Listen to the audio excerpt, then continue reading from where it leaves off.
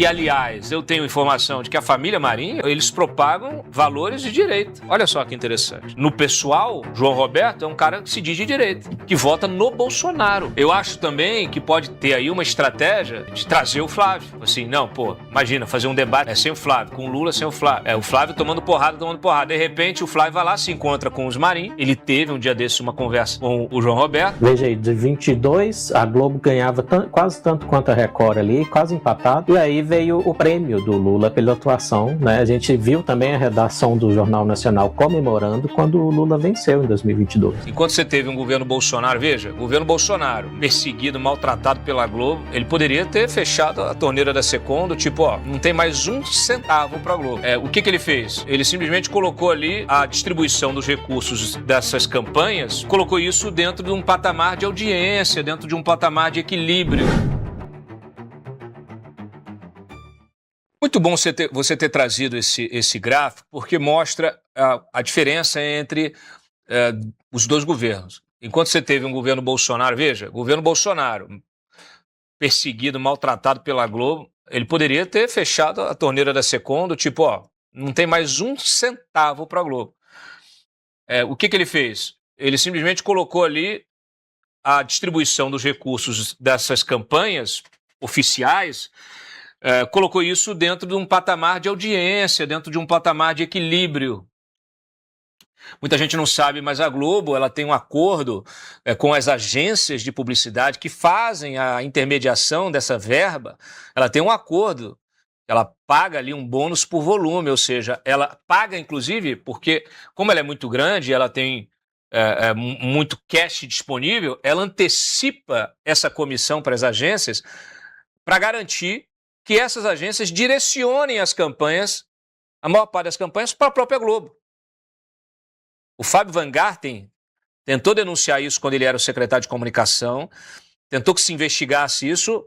Naturalmente, o Congresso, os deputados, senadores, têm um medo enorme da Globo. Aqueles que conhecem, né, o bônus por volume, etc., que conhecem como é que funciona o mercado publicitário. Então, assim, ela compra o mercado publicitário, ela vai lá, antecipa o negócio, paga as agências já receberam de antemão, aí elas vão e direcionam a verba que elas vão recebendo das campanhas para a própria Globo, justificando, não, os horários aqui, enfia ali e tal. Então, assim, infelizmente é isso.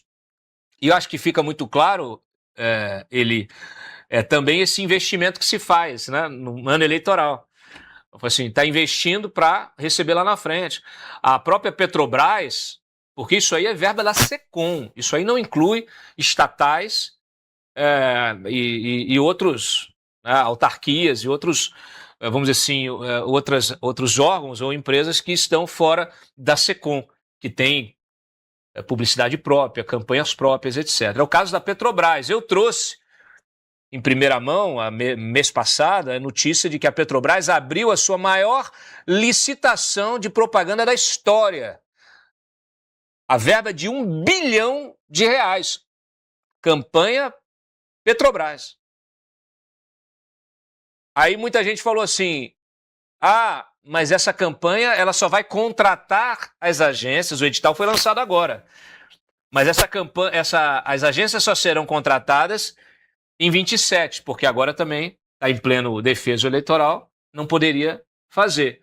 Mas isso não quer dizer nada, porque basta que a Petrobras escolha as agências que estão dentro desse sistema, que elas já sabem que elas serão remuneradas a posteriori. Então, os veículos começam a se posicionar agora e fazem a campanha agora para poder receber lá na frente. Eu acho que esse movimento da Globo, claro, é muito mais fácil, é um movimento um pouco MDBista, né? Colocar um pé em cada canoa. Eu acho também que pode ter aí uma estratégia de trazer o Flávio.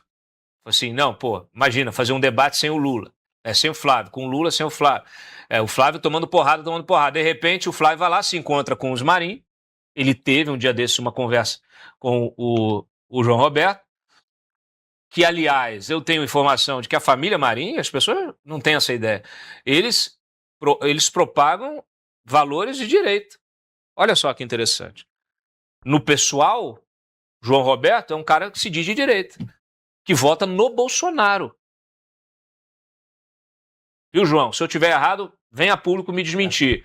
Mas a informação que eu tenho da cozinha aí, da sua casa, é que você vota no Bolsonaro. Eu tenho até bastidores, Cláudio. Confirmam isso? Confirma. Tem vários think tanks de direita brasileiros que apresentam lá a sua auditoria e no escopo da auditoria tem lá a doação. João Roberto Marinho. Doação dele. Para vários think tanks de direita. Pessoalmente, sim, ele é de direita. Sim. Na CNPJ é de esquerda woke. Por quê? Justamente, Ari, por causa de todo um ecossistema que se cria dessa agenda woke. Então ele tem que pagar pedágio para as agências de publicidade também das grandes corporações, do banco, né, dos grandes bancos, das grandes multinacionais, que seguem essa agenda ESG, essa agenda woke, da publicidade assim assado, tem que ter o trans, tem que ter não sei o quê, tem que... Aí, ele olha pelo business. Aí que você vê uma novela da Globo, igual a menina um dia desse. Eu achei um absurdo completo. A menina atriz lá, fazendo o papel lá da mulher negra, não sei o quê, que o cara que é branco estava assediando ela, e ela vira e dá um esculacho no cara. Imagina se eu vou querer casar com um branco. Vou casar com um branco, você ainda fazendo bronzeamento para tentar se passar por negro. Imagina se meus filhos e não sei o quê. Esculachando, que se fosse uma situação ao contrária de uma mulher branca falar isso para um negro, ela estava presa, a atriz. E a Globo processada. Então, assim, é um absurdo isso. Uma coisa deletéria, uma coisa de plantar cisânia mesmo, plantar o ódio nas pessoas. É uma contribuição negativa, eu diria, se é possível dizer isso, da Globo com essas novelas, com esse tipo de arranjo aí, brutal. Brutal. Enfim, mas é isso. Olha só como tem tanta coisa por trás, como é importante que vocês entendam, o pessoal que está aí nos acompanhando. Aliás, eu aproveito... Eli Vieira. É isso mesmo. Pois é, a gente tem que lembrar que a Globo recebeu desde 2023, nas minhas contas aqui, já passou de 500 milhões, R$500 bilhão de verbas do governo federal, não só da SECOM, né? O resultado que eu mostrei, eu gosto muito desse gráfico, apesar de já estar desatualizado.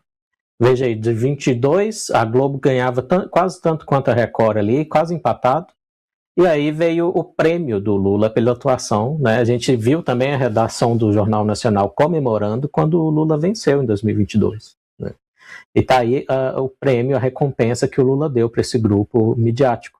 E tem gente de esquerda que reconhece esse papel de právida, né? Eu chamo de Grovebo, que a Globo tem desempenhado. O Glenn Greenwald é um deles. Ele tem sido bem franco que o papel da Globo tem sido promover o governo Lula, e agora parece estar soltando o braço soltando a mão porque está sentindo a temperatura subir.